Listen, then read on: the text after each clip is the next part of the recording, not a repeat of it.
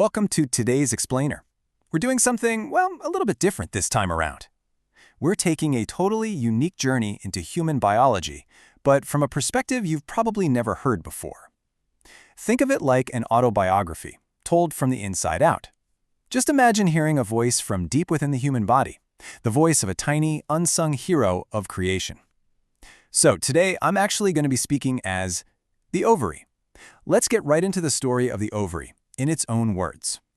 So I am the right ovary. And honestly, if you were to just look at me, you probably wouldn't think much of it. But ask yourself, what organ is the size of an almond, yet literally determines the future of the human race? Yep, that'd be me, along with my partner over on the left. We were created in pairs, hanging securely by these bands of tissue, ligaments, on either side of a woman's pelvis. I'm sort of a subtle white color, shaped exactly like an almond, and I only measure about 1.25 inches long. Pretty small, right?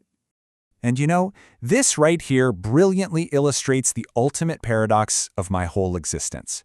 Just look at my tiny, totally unimpressive physical size compared to my absolutely massive power. I mean, without me, the most fundamental role of continuing the human race? Completely impossible. But my job isn't just about reproduction, not even close. I'm the architect behind a woman's mood, her sexual desire, her overall physical health.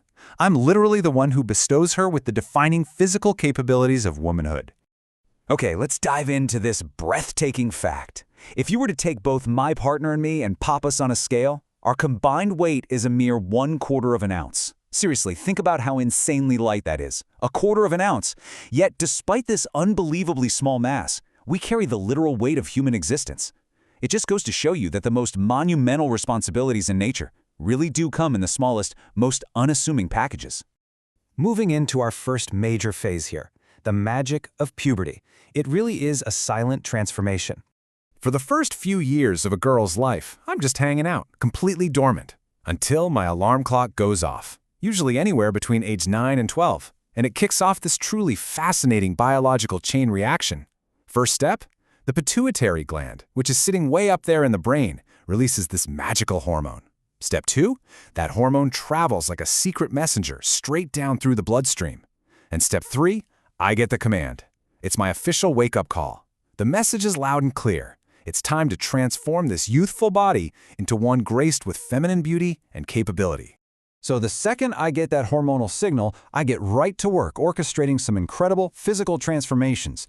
I direct the widening of the pelvis, I tell fat to increase around the hips to soften the body's curves, the breasts begin to develop, and body hair starts growing in the pubic and underarm areas. It's an absolutely beautiful process.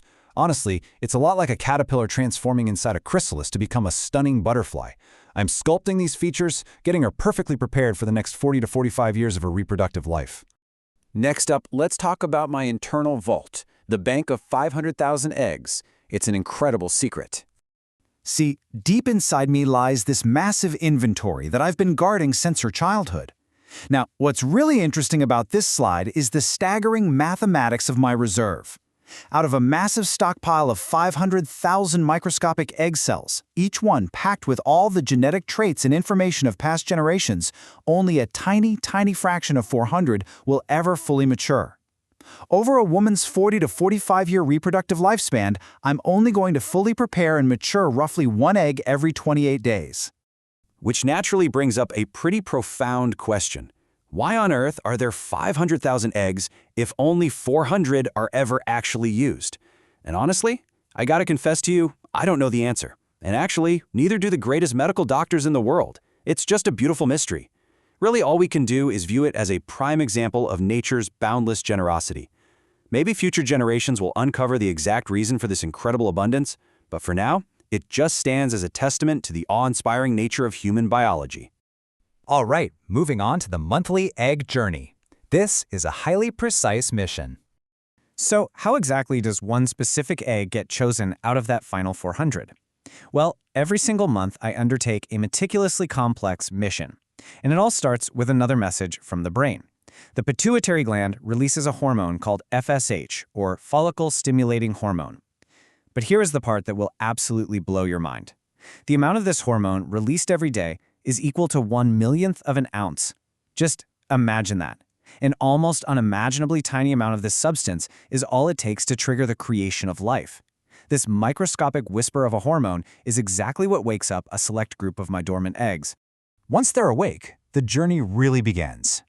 After the FSH rouses them, these special fluid bubbles start forming around the developing eggs, trapping each one inside.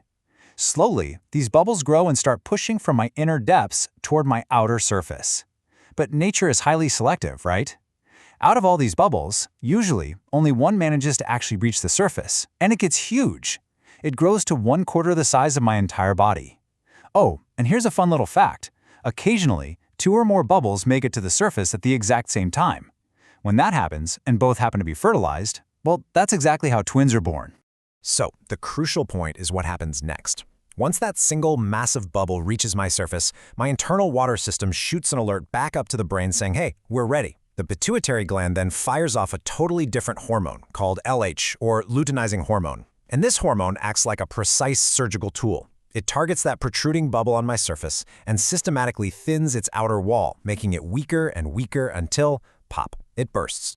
And here's the dramatic exit. Step 1, the bubble bursts right there on my surface. Step 2, the microscopic egg, kind of riding the wave of the fluid rushing out of the bubble, flows right out into the open. Step 3, it's immediately swept up into the waiting fallopian tube, which opens directly into the womb. At this point, I've done my job. The egg is now traveling down the tube, heading straight toward the mother's uterus, just waiting to meet its destiny. This brings us to the final act, creation or menstruation. There are 2 possible paths here. Once the egg reaches the womb, it essentially faces a fork in the road with 2 drastically different outcomes. If the egg meets a male's sperm along this journey, fertilization occurs, it'll attach to the mother's womb, and the incredible, complex work of building a brand new human being begins. But, on the flip side, if there's no sperm to meet the egg, the cycle just ends. The egg simply passes through, and the woman's monthly menstrual cycle begins. After that, the internal clock resets, and I start getting ready to do the whole shebang all over again next month. Now, when a woman has her first child, I really want you to think about what that actually means. This egg waits silently for up to 20 years, flawlessly preserving genetic information before creating life. Just let that sink in for a second. For 2 whole decades, I held on to that specific, microscopic egg. I kept it safe. I perfectly preserved every single detail of its genetic legacy, exactly as nature stored it, without a single error, until the absolute perfect moment arrived to bring a new life into the world. It is, quite simply, a biological miracle. So, I'm going to leave you with this final thought. Next time you think of human creation, will you remember the microscopic, almond-shaped hero that carries our past into the future?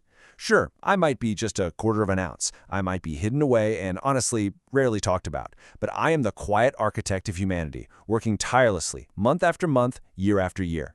I really hope this explainer has given you a newfound awe for the magnificent, silent machinery of your own body and leaves you hungry to learn even more about the wonders of human biology. Until next time, keep questioning and keep learning.